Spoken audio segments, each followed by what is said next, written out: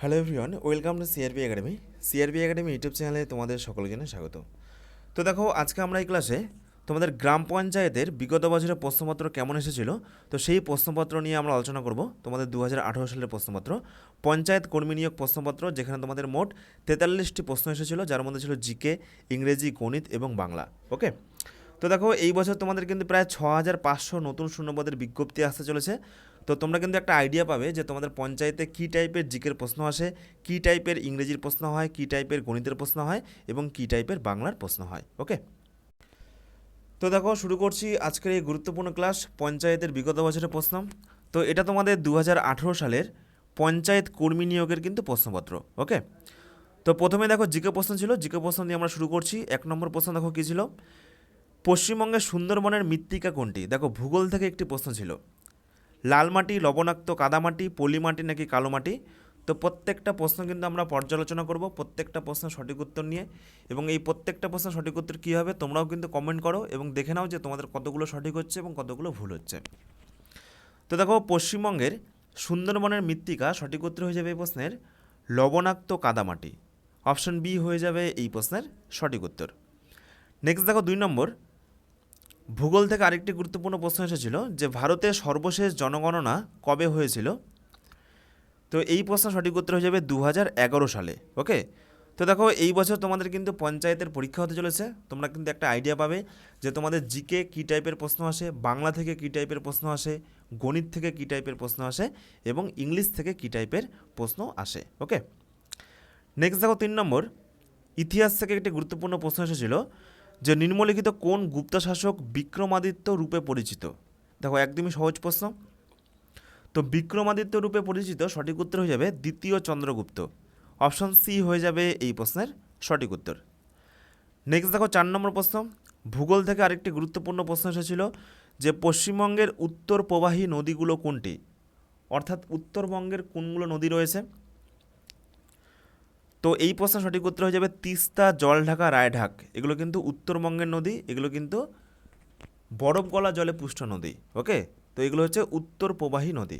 তাহলে option A হয়ে যাবে এই প্রশ্নের সঠিক উত্তর। নেক্সট দেখো 5 নম্বর, একটি ট্রিকি প্রশ্ন এসেছিল। দেখো প্রশ্নটি কিন্তু সহজ মনে হলেও সহজ নয়, যে পশ্চিমবঙ্গের রাজধানী অবস্থিত কোথায়?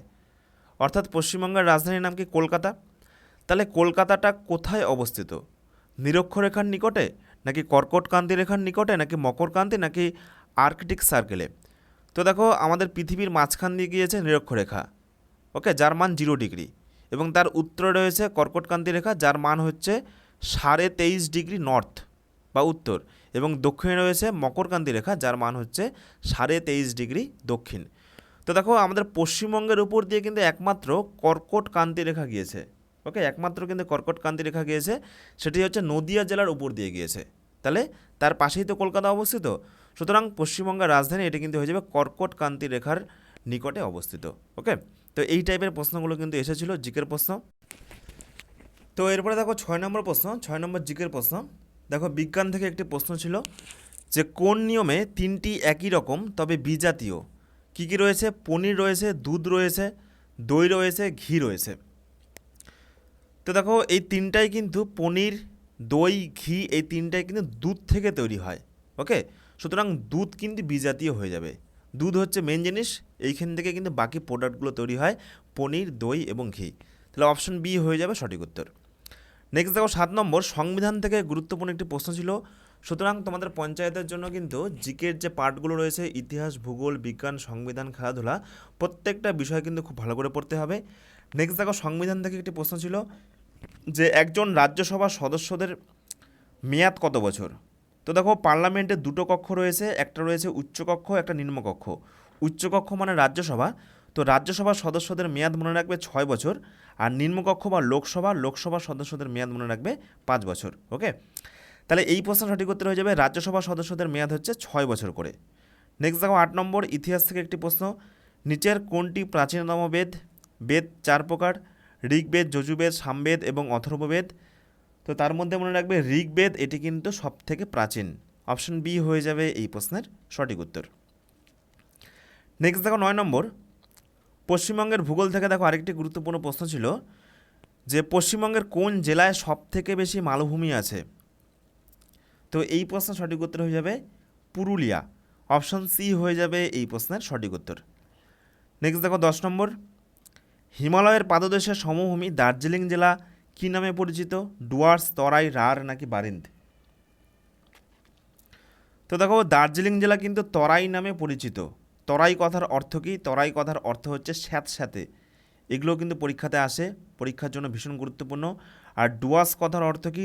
ডুয়ার্স কথার অর্থ হচ্ছে দরজা। ওকে, তাহলে দার্জিলিং জেলা এটি কিন্তু তরাই নামে পরিচিত, যার অর্থ হচ্ছে স্যাঁতস্যাঁতে। তো এই মোট জিকের 10টি প্রশ্ন ছিল।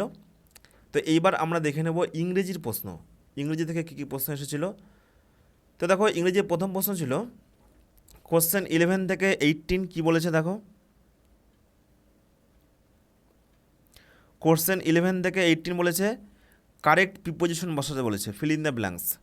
তো he is dash the phone right now, তো এখানে কি হবে? এখানে কিন্তু হয়ে যাবে অন। ওকে, অপশন সি হয়ে যাবে এই প্রশ্নের সঠিক উত্তর। তো এগুলো চটপট করে দেখে নাও এক ঝলক। নেক্সট দেখো 13।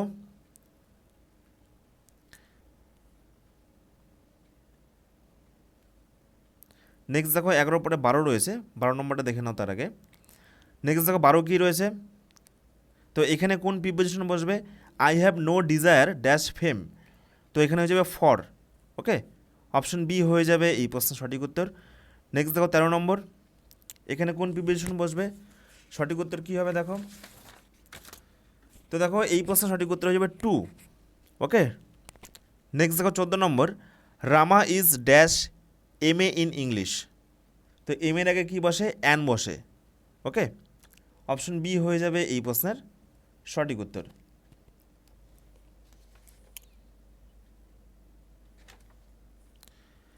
নেক্সট দেখো 15, the sun rise dash the sky, কী হবে?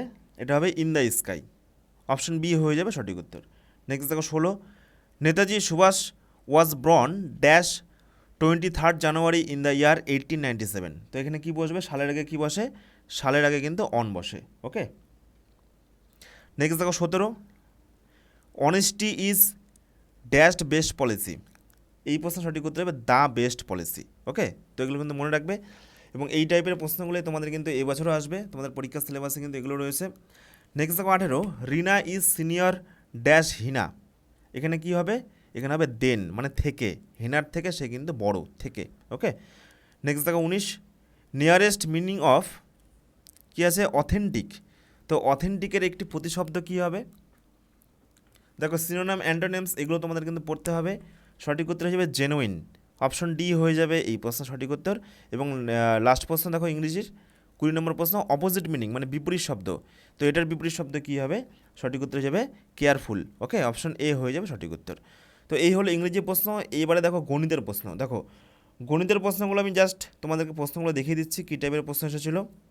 একটা যোগ প্রশ্ন এসেছিলো, তো এটা সঠিক উত্তর হয়ে যাবে এটা 12,702টি। তোমরা কিন্তু ভিডিওটিকে পজ করে এগুলো সমাধান করতে পারো এবং উত্তরগুলো মিলিয়ে দেখতে পারো।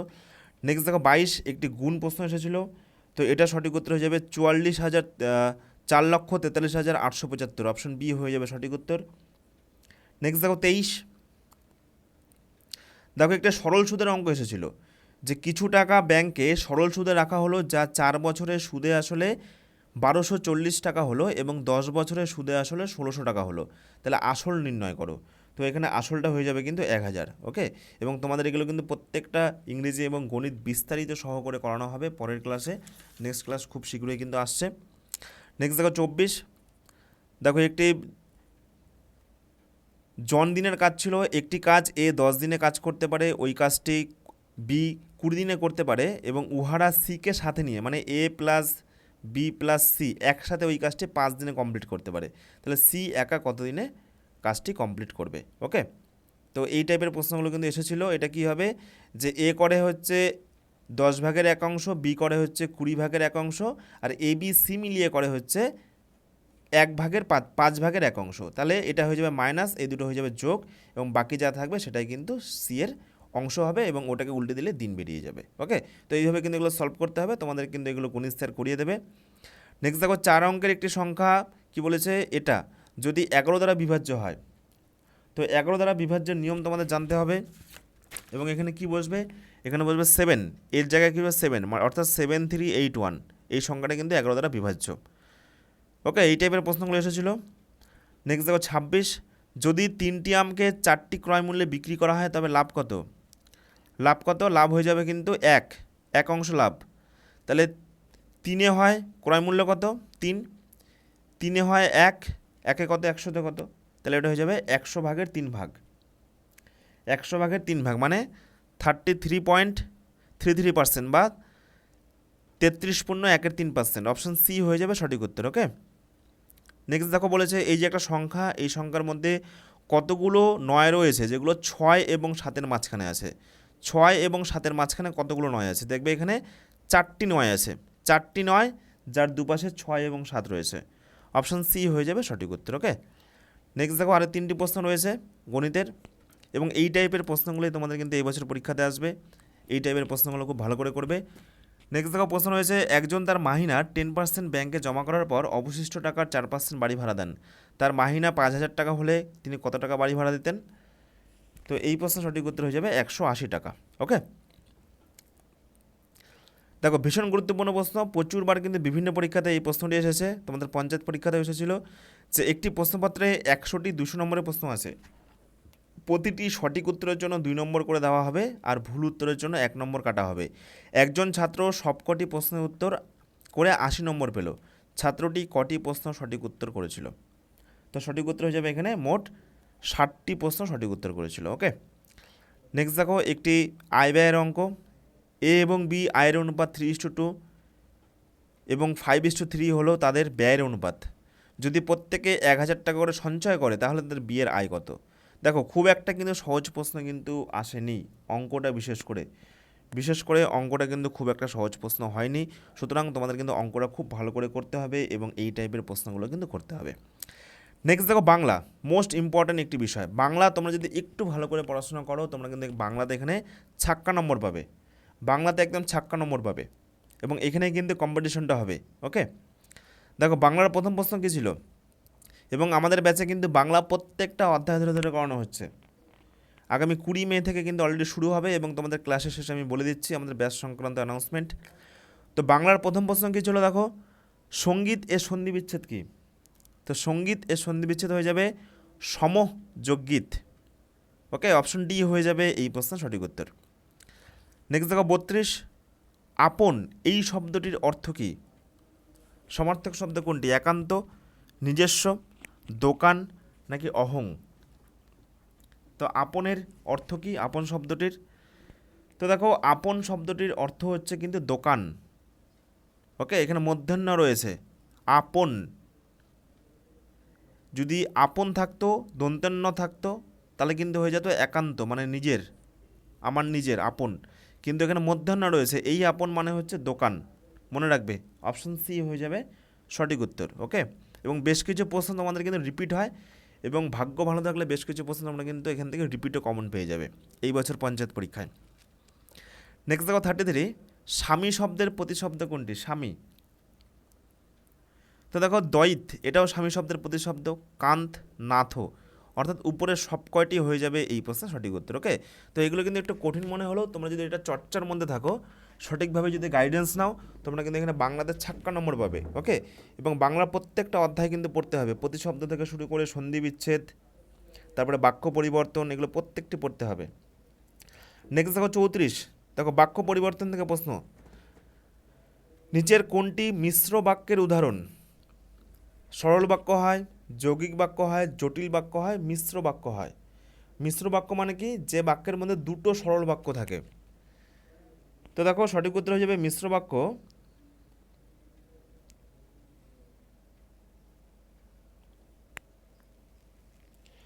মিশ্র বাক্য হয়ে যাবে অপশন সি, তিনি গেলেন এবং আমরা গ্রামে ফিরলাম। দেখো এখানে দুটো সরল বাক্য রয়েছে। ওকে, আর যে ভালো ছেলে তাকে সবাই শ্রদ্ধা করে, এটা কি বাক্য? এটা হচ্ছে তোমাদের জটিল বাক্য হয়ে যাবে। যিনি, তিনি, যে, সে, যে তাকে, এই টাইপের এগুলো জটিল বাক্য হয়ে যাবে। ওকে, আর ভালো ছেলেকে সবাই ভালোবাসে, এটা সরল বাক্য। তুমি এলে আমরা যাব, এটাও সরল বাক্য। ওকে, আর মিশ্র বাক্যটা হয়ে যাবে তিনি গেলেন এবং আমরা গ্রামে ফিরলাম। তো এরপরে দেখো নেক্সট 35, কোনটি সঠিক সন্ধি? নিচের কোনটি সঠিক সন্ধি? এটা সঠিক উত্তর কী হবে? কমেন্ট করো, তোমরা একটু কমেন্ট করো, দেখি তোমাদের বাংলার কেমন নলেজ রয়েছে। কোনটি সঠিক উত্তর হবে একটু কমেন্ট করো, 35টা। নেক্সট দেখো 36, নিচের কোনটি শুদ্ধ বানান? দেখো শুদ্ধ বানান কোনটি? মুহুর্মুহু। তো এটা হয়ে যাবে অপশন এ, সবকটাই রস্যু দেখো রয়েছে, সবকটাই রস্যুকার, কোনো দীর্ঘকার নেই। দেখো এখানে দীর্ঘকার রয়েছে, এখানে দীর্ঘকার, এখানে দীর্ঘকার রয়েছে। তো মুহুর্মুহুতে সবকটাই রস্যুকার হয়ে যাবে, অপশন এ হয়ে যাবে সঠিক উত্তর। নেক্সট দেখো 37, কৃপণের নিকট টাকা চাওয়া ড্যাশ মাত্র। দেখো একটি বাগধারার প্রশ্ন, এটি কিন্তু একটি বাগধারা। তো বাগধারাগুলো পড়তে হবে, তো এটাকে বলা হচ্ছে অরণ্যের রোদন। ওকে, এটা হয়ে যাবে অরণ্যের রোদন, অপশন সি হয়ে যাবে সঠিক উত্তর। নেক্সট দেখো 38, মূর্খের সঙ্গে তর্ক করা ড্যাশ। তো এটা হয়ে যাবে কিন্তু বৃথা, অপশন ডি হয়ে যাবে এই প্রশ্নের সঠিক উত্তর।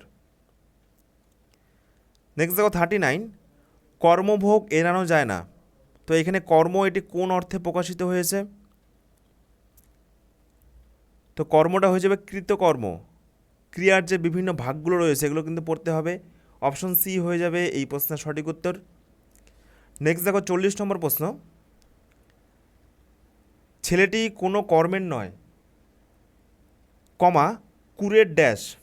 তো এটাও কিন্তু একটি বাগধারার প্রশ্ন, এটাও একটি বাগধারার প্রশ্ন। তো এটি সঠিক উত্তর কী হবে?